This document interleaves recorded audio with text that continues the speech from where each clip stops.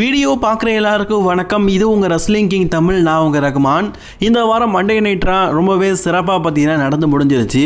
இந்த வாரம் மண்டே நைட்ரால் கொடுத்த ஹிட் அண்ட் டீட்டெயில் மற்றும் ப்ரால என்ன நடந்தது அப்படிங்கிறத பற்றி தமிழில் பார்க்கலாம். போன வாரமே பார்த்தீங்கன்னா நீங்கள் பார்த்துருப்பீங்க, ஜே ஊசோக்கும் செதுரால்ஸுக்கும் பார்த்தீங்கன்னா வேர்ல்டு ஹெவிவெயிட் சாம்பியன்ஷிப் மேட்ச் நடந்திருக்கும். கிட்டத்தட்ட ஜே ஊசோவை வீழ்த்து வேர்ல்டு ஹெவிவெயிட் சாம்பியன் ஆகிற அளவுக்கு செதுராலன்ஸ் போயிட்டார். கடைசி நேரத்தில் சாமி ஜயன் மற்றும் செதுராலன்ஸுக்கு எதிராக இருக்கிற சிஎம் பாங் இவங்கெல்லாம் வந்ததுனால இந்த மேட்ச் டிஸ்குவாலிஃபைல முடிஞ்சிருச்சு. ஸோ இன்னைக்கு செதுராலன்ஸ் கிட்ட டைட்டில் இல்லாமல் இருக்க காரணம் சிஎம் பாங் அப்படிங்கிற ஒரு ஹிண்டிங்கை போட்டுட்டு இன்னைக்கான மண்டே நைட்ராவை ஆரம்பிக்கிறாங்க WWE. சரி வாங்க காய்ஸ், ராவுடைய ரிவ்யூவை பார்க்கலாம். மறக்காமல் நீங்கள் பார்க்கணுன்னா WWE யூடியூப் சேனல்லே இருக்குது.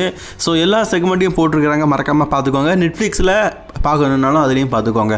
ஃபஸ்ட் டைம் வந்துருக்கோங்க, சப்ஸ்கிரைப் பண்ணிக்கோங்க, பெல் ஐக்கானை கிளிக் பண்ணி வச்சுக்கோங்க. தினமும் ஒரு ரெஸ்லிங் சில தமிழை தெரிஞ்சுக்கோங்க. ஒரு லைக் பண்ணிக்கோங்க. உங்களுக்கு லைக் ஒவ்வொரு லைக்கும் அடுத்தடுத்த ஃப்ரெண்ட்ஸ் உருவாக்குறதுக்கு ஒரு பெரிய ஹெல்ப்பாக இருக்கும்.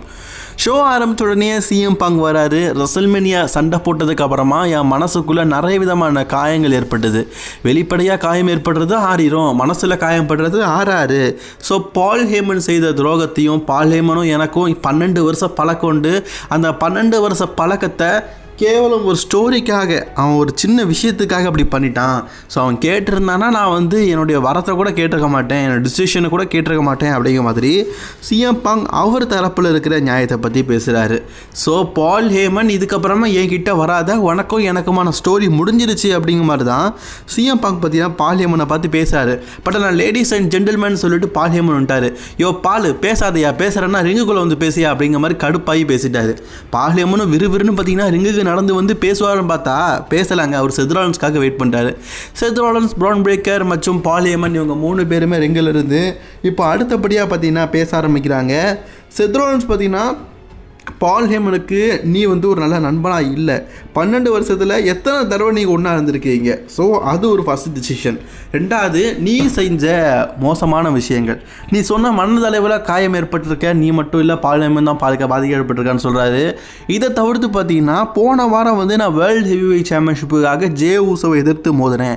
இப்போ என் கையில் வேர்ல்டு ஹெவிவெயிட் சாம்பியன்ஷிப் இல்லைன்னா அதுக்கு காரணம் நீ தான், உன்னால தான் தோற்று போனேன் அப்படிங்கிற மாதிரி பேசுகிறாரு. ஸோ அதே நேரத்தில் ப்ரான் பிரேக்கரை ஏவி விட்டு பில்லி சூரியத்தெல்லாம் ஏவி விடும் அது மாதிரி ஒரு ப்ரான் பிரேக்கர் ஏவி விட்டு சிஎம் பாங் அடிக்க சொல்கிறாரு. உண்மையிலேயே சிஎம் பாங் தர்ம அடி வாங்குறாரு ப்ரான் பிரேக்கர் கிட்ட. ஸோ ஒரு கட்டத்தில் பார்த்தீங்கன்னா செதுராலன்ஸ் இவங்கெல்லாம் சேர்ந்து சிஎம் பாங் அட்டாக் பண்ணும்போது இவங்க 2 பேரை காப்பாற்றுறதுக்காக சாமி ஜெயின் மற்றும் ஜே ஊசோ வராரு. ஆக்சுவலி இதோடைய ஸ்டோரி எப்படி தெரியுமா, இவர்கள் இருவரை எதிர்கொள்வதற்கு 3 தேவைப்படுகிறது அப்படிங்கிறது தான். அதுவும் வேர்ல்டு ஹெவிவெயிட் சாம்பியனான ஜே ஊசோ, செதுராலன்ஸு இவங்கெல்லாம் சேர்ந்து தான் இவங்களை எதிர்கொள்ள முடியும் அப்படிங்கிற மாதிரி காட்டுறாங்க. தொடர்ந்து வேர்ல்டு ஹெவிவெயிட் சாம்பியனான ஜே ஊசோ செதுராலன்ஸ் ஒரு ஸ்டோரியோலே போகிறத பார்த்தா கூடிய சீக்கிரம் அது நடக்கும் அப்படின்னு தோணுது. எதுன்னு உங்களுக்கு தெரியும்னு நினைக்கிறேன். சரி, வெயிட் பண்ணி பார்க்கலாம். சரி, இன்றைக்கி பார்த்தீங்கன்னா இப்படி ஒரு தரமான சம்பவம் நடந்திருக்குது. அண்ட் ப்ரான் பிரேக்கர், செதுராலன்ஸ் இவங்க 2 பேரும் பார்த்தீங்கன்னா ஸ்டில் சிஎம் பாங் கூடயும் சாமி ஜெயின் கூடயும் ஜே ஊசோ கூட தான் ஸ்டோரில் இருக்கிறாங்க. இது நடந்துக்கிட்டு இருக்க. அடுத்தது பெண்டாவுடைய நேரம். பெண்டா இருக்கிறார்ல, அவர் இன்னைக்கு ஜாட் கேபிள் கூட மோத போகிறாரு. நீங்கள் கன்ஃபியூஸ் ஆகிடக்கூடாது, ஜாட் கேபிள் கூட தான் மோத போகிறாரு. அவர் எல் கிராண்ட் அமெரிக்கா கூட இதுக்கப்புறம் தான் ஓடுவார். அதாவது மாஸ்க் போட்டா ஃபீண்டு, மாஸ்க் போட்டாட்டா பிரைவேட் இருக்குல்ல, அந்த கான்செப்ட். ஸோ அதுக்கப்புறமா பார்த்தீங்கன்னா அனௌன்ஸ்மெண்ட் இருக்கிற பேட் மெக்கஃபி இன்னைக்கு கொஞ்சம் லேட்டாக வராரு அப்படிங்கிற மாதிரி மைக்கேல் கோல் சொல்கிறாரு. பேட் மெக்கஃபியும் வராரு. பேட் மெக்கஃபி தெரியும், போன வாரம் பார்த்தீங்கன்னா அவர் ஒரு பயங்கரமான ஒரு மேட்ச்சில் சண்டை போட்டார், அதனால் ஒரு சில காயங்கள் ஏற்பட்டிருக்குல்ல. ஸோ அதை பற்றியும் பார்த்தீங்கன்னா எக்ஸ்பிளைன் பண்ணுறாரு. பேட் மெக்கஃபி பார்த்தீங்கன்னா ஃபேன்ஸ் மத்தியில் ஒரு நல்ல எக்ஸைட்மெண்ட்டோடு வராரு. ஏன்னா உண்மையிலேயே பார்த்தீங்கன்னா ஒரு கமெண்ட்ரி டேபிளில் இருந்துட்டு பேக்லாஷில் எல்லாருமே அதிர வைக்கிற மாதிரி ஒரு மேட்ச்சில் சண்டை போட்டார். அதனால் ஃபேன்ஸோடைய சப்போர்ட்டிங் பெரிய லெவலில் பார்த்தீங்கன்னா இன்றைக்கி பேட் மெக்கஃபி இருந்திருக்குது. அண்ட் ஜாட் கேபிளுக்கும் பெண்டாகுமான மேட்சும் ஆரம்பிக்குது.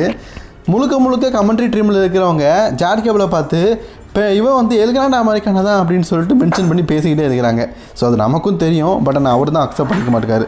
ரொம்பவே க்ளீனாக பார்த்தீங்கன்னா இன்றைக்கி ஜாட் கேபிளை வீழ்த்தி பெண்டா இந்த மேட்ச்சில் வெற்றி பெற்றார். ஆமாம், வெற்றி பெற்றால் தானே அடுத்தது எல் கிராண்ட் அமெரிக்கானா வருவார். அமெரிக்கானா வந்தால் அவரை கையை சீவார்.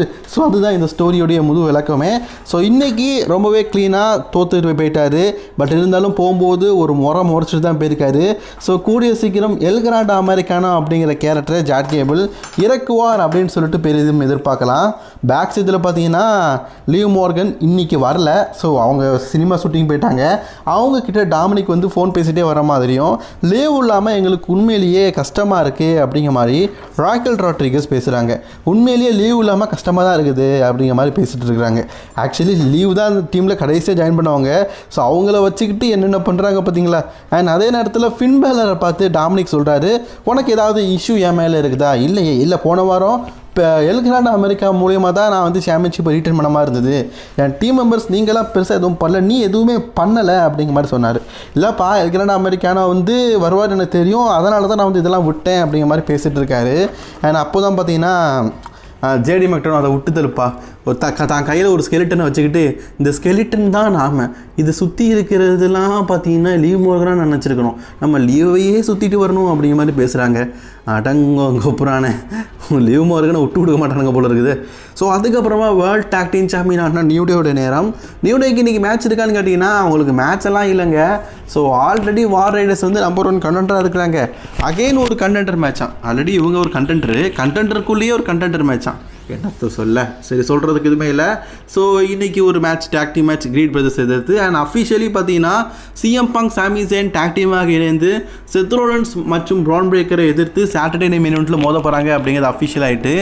பேக் ஸ்டேஜில் பார்த்தீங்கன்னா சாமி ஜெயின் சொல்லார், நம்மளால் முடியும் அப்படின்னு நினைக்கிறியா அப்படின்னு கேட்கப்போது சிஎம் பங்க் கன்ஃபார்ம் முடியும், நம்ம நினச்சோன்னா கண்டிப்பாக வந்து அவங்க இருக்கே இடம் தெரியாமல் அடிச்சிடலாம். ஸோ இப்போ தான் அவங்க உருவாக்கியிருக்கிறாங்க, உருவாகும் போதே நம்ம அழிக்கணும். 2 பேரும் சேர்ந்து ஒன்றா சேர்ந்து சாட்டர்டே மெயின் இவெண்ட்டில் ஒன்றா சண்டை போடுவோம், அவங்கள எதிர்கொள்வோம் அப்படிங்கிற மாதிரி சாமி ஜெயின் வந்து பார்த்தீங்கன்னா சிஎம் பங்கை பார்த்து பேசுகிறாரு. சாமி ஜெயினை தான் நம்ப முடியலங்க. என்னதான் அடி வாங்கினாலும் சாமி ஜெயின் எனக்கு தெரிஞ்சு அடுத்த ஆளாக செத் ரோலன்ஸ் கூட ஜாயின் பண்ணிடக்கூடாது, அதுதான் பயமாக இருக்குது. சரி, இதெல்லாம் ஒரு போகிற நடந்துக்கிட்டு இருக்கு. அதுக்கப்புறமா இந்த டாக் டீம் மேட்ச் நடக்குது.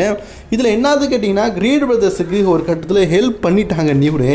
அவங்களுக்கு வார் ரைடர்ஸை பிடிக்காது அப்படிங்கிறதுனால டிஸ்ட்ராக்ட் பண்ணாங்க. அதனால் இந்த மேட்ச்சில் கிரீட் பிரதர்ஸ் வந்து வெற்றி பெற்றாங்க. ஸோ கிரீட் பிரதர்ஸ் இப்போ for the number 1 கண்டென்டராக WWE talk team championship. So இந்த டீமோடைய ஃபியூடை எப்படி கொண்டு போகிறான்னு தெரில. ஸ்மாக்டவுன் சைடு பார்த்து கற்றுக்குங்கப்பா, டாக் டீம் சாம்பியன்ஷிப்பான ஸ்டோரி எப்படி கொண்டு போகிறாங்க, எங்கேயும் இருக்கிறீங்களே. ஸோ அதுக்கப்புறமா பார்த்தீங்கன்னா செத் ரோலன்ஸ் ப்ரான் பிரேக்கர் கிட்ட நம்ம என்னை ட்ரஸ்ட் பண்ணு, நான் சொல்கிறத நம்பு. அவரும் பார்த்தீங்கன்னா நீங்கள் சொல்கிறத நான் நம்புவேன், நீங்கள் சொல்கிறது தான் நான் கேட்பேன் அப்படிங்கிற மாதிரி செத் ரோலன்ஸுக்கு பார்த்தீங்கன்னா ஜால்ரா அடிச்சிட்டு இருக்கார் ப்ரான் பிரேக்கரு. ப்ரான் பிரேக்கர் பார்த்தீங்கன்னா எக்காரத்தை கொண்டு செத் ரோலன்ஸோட பேச்சை கேட்க மாட்டார் போல இருக்குது, கேட்காமல் இருக்க மாட்டார் போல இருக்குது. அண்ட் ப்ரான் பிரேக்கருடைய காதில் பார்த்தீங்கன்னா ஏதோ ஒரு விஷயத்தை ஓத வேற செய்கிறாரு. அது என்ன விஷயம் அப்படிங்கிறது தெரில.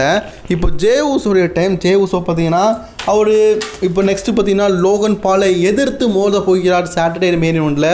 உங்கள் அனைவருக்கும் தெரிஞ்ச விஷயந்தான். இப்போது சேம் டைம் அதே நேரத்தில் பார்த்தீங்கன்னா இன்னொரு பக்கம் இன்னொரு ஸ்டோரி இருக்குது அவருக்கு, அதுதான் செத் ரோலன்ஸோடைய இஷ்யூ. இதெல்லாம் பற்றி பேசிகிட்டு இருக்காரு. ஸோ நான் வந்து ஹெவி சாம்பியன் ஆகவே முடியாதுன்னு சொன்னாங்க, இப்போ நான் ஒரு சாம்பியனாக இருக்கேன், இதெல்லாம் பற்றி பேசிகிட்டு இருக்கும்போது அந்த இடத்துல திடீர்னு பார்த்தீங்கன்னா ரேங்க் ஜெனரல் குந்தர் வராரு. யோ மீச, உனக்கு இந்தியா இந்த இடத்துல வேலை அப்படிங்கிற மாதிரி தான் தோணுச்சு. ஸோ குந்தர் என்ன சொல்கிறாருன்னா, நான் வந்து ரசமணியால் உங்ககிட்ட தோற்று போனேன், அது நிஜமான விஷயந்தான், பட் ஆனால் எனக்கு அகெயின் ஒரு சான்ஸ் தேவைப்படுகிறது. ஸோ இப்போ நடக்க போகிற சாட்டர்டே மெயின் இவெண்ட்டில் நீயும் லோகன் பாலும் சண்டை போட்டுறீங்கள, சண்டை போட்டுக்கோங்க, மேட்ச் நல்லா கொடுங்க, நான் எந்த டிஸ்டர்பும் பண்ண மாட்டேன். பட் ஆனால் உங்கள் 2 பேரில் யார் வெற்றி பெறீங்களோ அவங்க என் கூட மணி இந்த பேங்கில் சண்டை போடணும். ஸோ நெக்ஸ்ட் ஆப்பனண்ட்டாக ஏன் கூட நீங்கள் சண்டை போடணும் அப்படிங்கிற மாதிரி சொல்ல ஜே உசோவும் பார்த்தீங்கன்னா ஓகே அப்படின்னு அக்செப்ட் பண்ணிட்டாரு. ஸோ லோகன் பாலுக்கும் ஜே உசோக்கும் மேட்ச் நடக்குது. இதில் வெற்றி பெறவங்க ஜேவுஸ் குந்தருக்கு இது தான் மணி இந்த பேங்கில் சண்டை போடுவாங்க. இதுதான் ஸ்டிபுலேஷன். ஸோ அதுக்கப்புறம் லெஜெண்ட் சாபு இறந்து போயிட்டார், நேற்றுக்கே நம்ம சொல்லியிருந்தோம். ஸோ அவர் லெஜெண்ட் அப்படிங்கிறதுனால இன்றைக்கி WWE பார்த்தீங்கன்னா அவரை பற்றி ஒரு விஷயம் போட்டிருக்காங்க. முந்தியெல்லாம் 10 கவுண்ட் ரிங் பெல் அடிப்பாங்க, அதெல்லாம் இப்போ இல்லை போல இருக்குது, பிரைவேட்டோட நிப்பாட்டாங்க போல இருக்குது. பேக் ஸ்டேஜில் லுட்டீர் கேஸ் இருக்கார்ல, அவர்கிட்ட பேசலாம் அப்படின்னு சொல்லிட்டு இன்டர்வியூ எடுத்துகிட்டு இருக்கும்போது அதே நேரத்தில் ஏதோ ஒரு சத்தம் கேட்குது. என்னப்பா சத்தம் கேட்டிங்கன்னா ப்ரான் பிரேக்கர் வந்து ஜே உசோக்கு பயங்கரமான ஒரு ஸ்பீரை போட்டு கீழே மட்டை ஆகிட்டார். ஆக்சுவலி செத் ரோலன்ஸ் வந்து ப்ரான் பிரேக்கர் காதில் ஏதோ ஒரு விஷயம் ஓதுனாருன்னு சொன்னோம்ல, அந்த ஓதல் இதுதான். ஸோ அதுக்கப்புறமா என்ன சிஎம் பங்கு, சாமி ஜெயின் இவங்க எல்லாருமே சேர்ந்து குண்டு கட்டலாக பார்த்தீங்கன்னா ஜே உசோ தூக்கிட்டு போயிட்டுருக்காங்க. இதில் எனக்கு தெரிஞ்சு சாமி ஜெயினை மட்டும்தான் நம்பக்கூடாது, எப்போ வேணாலும் மாறுவார், எங்கே வேணாலும் மாறுவார். So be careful team. So அதுக்கப்புறமா ஃபின் பேலருடைய நேரம். அவருடைய பெஸ்ட் ஃப்ரெண்ட், ஓஜி ஃப்ரெண்ட், அவருடைய பெஸ்ட் எனிமி, ஓஜி எனிமி, செத்ரோலன்ஸ்க்கு எதிராக நீ மோத போகிறாரு. செத்ரோலன்ஸில் ஏஜே ஸ்டைலுக்கு அகேன்ஸ்டாக ஒரு மேட்ச் விளாட போகிறாரு. பேரை மாற்றி சொல்லிட்டேன் பாருங்களேன். AJ Style versus Finn Balor. இது ஒரு கிரேட்டஸ்ட் டீமாக இருந்திருக்குது. ஸோ கிளப்பு இதை தவிர்த்து பார்த்தீங்கன்னா இவங்களுக்குள்ளே இருக்கிற ஸ்டோரிலாம் வேறு லெவல். ஸோ இப்போ பார்த்தீங்கன்னா அதை ரீயூனிட் பண்ணி ஒரு மேட்ச் விளாடுறாங்க. மேட்ச் உண்மையிலேயே பக்கா. இந்த மேட்ச்சில் பார்த்தீங்கன்னா ஃபின்பேலுக்கு சப்போர்ட் பண்ண ஜட்ஜ்மெண்ட் இருக்கிறதுனால ஏஜே ஸ்டைலுக்கு சப்போர்ட் பண்ணதுக்கு யாருமே இல்லை. ஸோ அப்போ பார்த்தீங்கன்னா இந்த எல் கிராண்டா அமெரிக்கானோ பார்த்தீங்கன்னா நான் சப்போர்ட் பண்ண வரேன்னு சொல்லிட்டு சப்போர்ட் பண்ண வந்து நிற்கிறாரு. என்ன மனுஷன் எல் கிராண்டா அமெரிக்கானோ தாங்க. இந்த வாய்ப்பை பயன்படுத்திக்கிட்டு இந்த மேட்ச்சில் பார்த்தீங்கன்னா ரொம்பவே க்ளீனாக ஏஜே ஸ்டைல் வந்து வெற்றி பெற்றுட்டார். AJ Styles after long time ஒரு மேட்ச்சில் வின் பண்ணியிருக்காரு.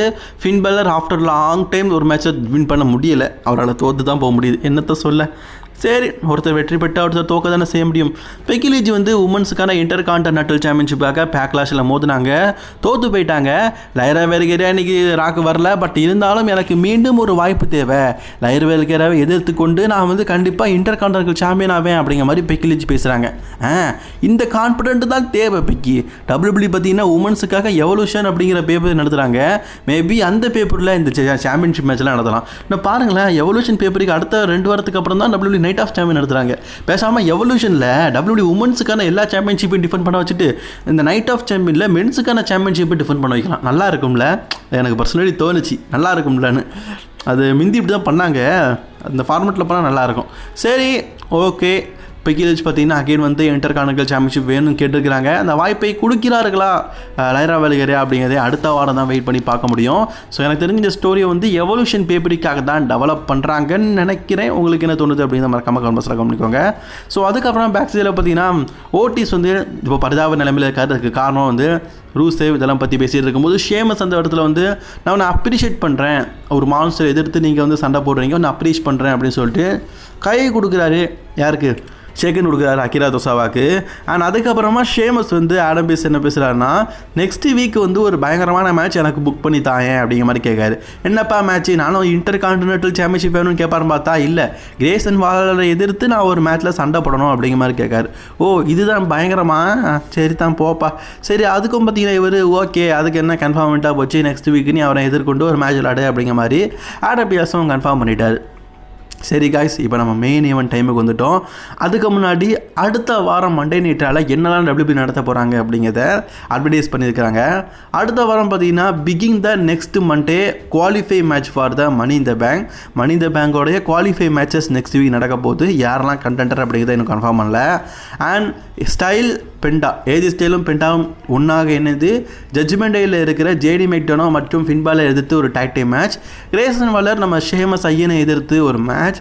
And big news, Jey Uso versus Bron பிரேக்கருக்கு இடையிலான ஒரு மிகப்பெரிய மேட்சை WWE வந்து அடுத்த வாரம் மண்டே நைட்டில் நடக்க போகுது அப்படிங்கிறதையும் கன்ஃபார்ம் பண்ணியிருக்கிறாங்க.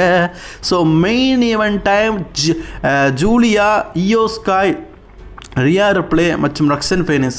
ஸோ இதில் உங்களுக்கு தெரியும் நினைக்கிறேன், ஜூனியர் ரக்ஸன் ஃபெனிஸ் ஒரு tag team and Iyo Sky, Rhea Ripley ஒரு டாக் டீம். 2 ஜாப்பனீஸும் 2 அமெரிக்கனும் சண்டை போட போகிறாங்க. ஸோ உண்மையிலேயே இந்த மேட்ச் வந்து நல்லா கொண்டு போனாங்க. உண்மையிலேயே இந்த மேட்ச் எப்படி சொல்ல, அழகிகள் சொல்லிட்டு புகழ்வதா இல்லாட்டா திறமைசாலிகள் என்று சொல்வதான்னு தெரில. மாமி, உண்மையிலேயே நீங்கள் நாளுக்கு நாள் உங்களுடைய அழகை மெருகேற்றிட்டே இருக்கிறீங்க. மேட்சோடைய குவாலிட்டினஸும் நல்லா இருக்குது. இந்த மேட்ச் உண்மையிலேயே தரோம். இந்த மேட்சோடைய ஃபைனலில் பார்த்தீங்கன்னா இயோ ஸ்காய் மற்றும் ரியா ரிப்ளே வெற்றி பெற்றுட்டாங்க. 2 பேரும் அப்படி டைட்டில் பிடிக்க கூடிய சீக்கிரம் டைட்டிலுக்காக வரவேண்டி அப்படின்னு இயோ ஸ்காயை பார்த்து ரியா ரிப்ளே பார்க்க இன்றைக்கி ராவை முடிச்சுட்டாங்க. ராவ் ஓரளவுக்கு டீசனான ஷோ தான். பட் ஆனால் எதிர்பார்த்தது மணி இன் த பேங்க் குவாலிஃபை, அது அடுத்த வாரம் நடக்கும்னு சொல்லிட்டாங்க. உங்களுடைய ரேட்டிங்கை கமெண்ட் பாக்ஸில் கமெண்ட் பண்ணிக்கோ நண்பா.